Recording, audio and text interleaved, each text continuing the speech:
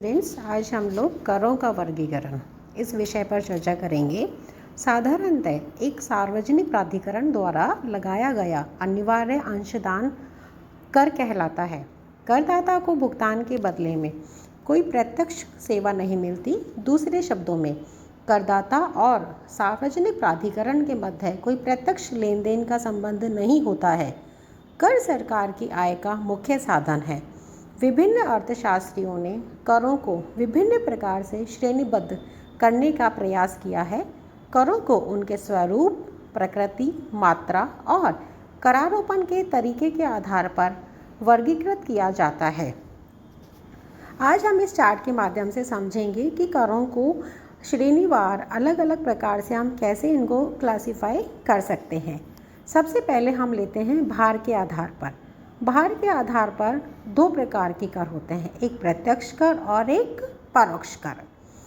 प्रकृति के आधार पर अगर हम देखें तो प्रकृति के आधार पर 6 तरह से हम करों को विभाजित कर सकते हैं, जैसे आयकर, संपत्ति कर, उत्पादन कर, उपभोग कर, पूंजीगत वस्तुओं पर कर, उपभोक्ता वस्तुओं पर कर।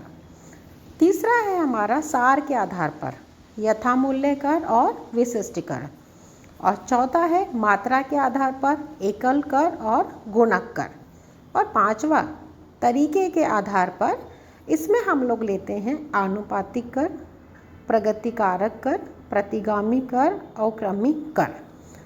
अब हम लोग इन सभी के बारे में एक संक्षिप्त चर्चा करेंगे कि भार के आधार पर, प्रकृति के आधार पर, सार के आधार पर, मात्रा के आधार पर और तरीके के आधार पर किस तरह से हम इसे समझ सकते हैं।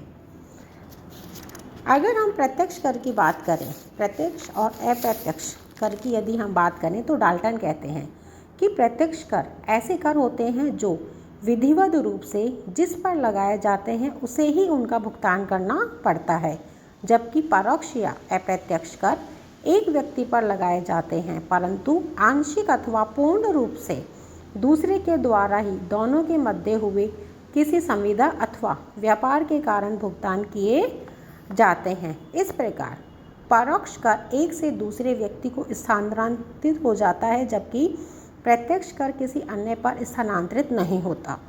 प्रत्यक्ष कर में कर देयता तथा कर बाध्यता एक ही व्यक्ति पर पड़ती है, जबकि परोक्ष कर में कर देयता और कर बाध्यता विभिन्न लोगों पर पड़ती है। सामान्यतः आयकर को हम प्रत्यक्ष कर की श्रेणी में लेते हैं और आयकर को साधारणतः हम प्रत्यक्ष कर की श्रेणी में लेते हैं। सीमा शुल्क और उत्पादन शुल्क परोक्ष कर के रूप में जाने जाते हैं।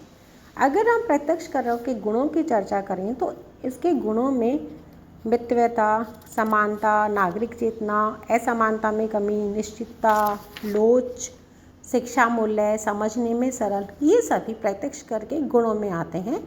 और यदि हम अवगुणों की चर्चा करें तो अवगुणों में असुविधा, सीधी सी बात है कि अगर कर लगाया जाता है तो असुविधा भी वहन होती है। असुविधा, अलोकप्रिय, खर्चीला, कर वंचन की संभावना, अनिश्चितता, समानता के सिद्धांत के विरुद्ध है, सीमित क्षेत्र है, अल्प विकसित देशों के लिए यह सही नहीं है, पूंजी निर्माण में बाधक है, केवल राजनीतिक निर्णय।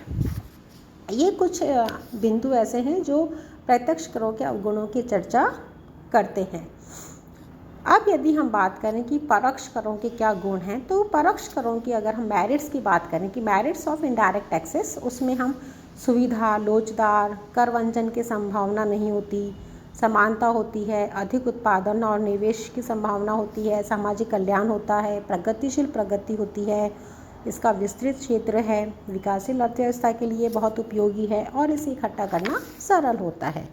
इसी प्रकार जब हमने गुणों की चर्चा करी, अगर हम इसके अवगुणों की बात देखें, इसकी हानियाँ देखें, तो उसमें प्रतिगामी प्रकृति का होना, अनिश्चितता, नागरिकों को कोई चेतना नहीं होती, बचत हतोत्साहित होती है, स्फीतिकारक होता है, ज़्यादा खर्चीला होता है, असमानताकारी होता है और सरकार के साथ कोई प्रत्यक्ष संपर्क नहीं होता है।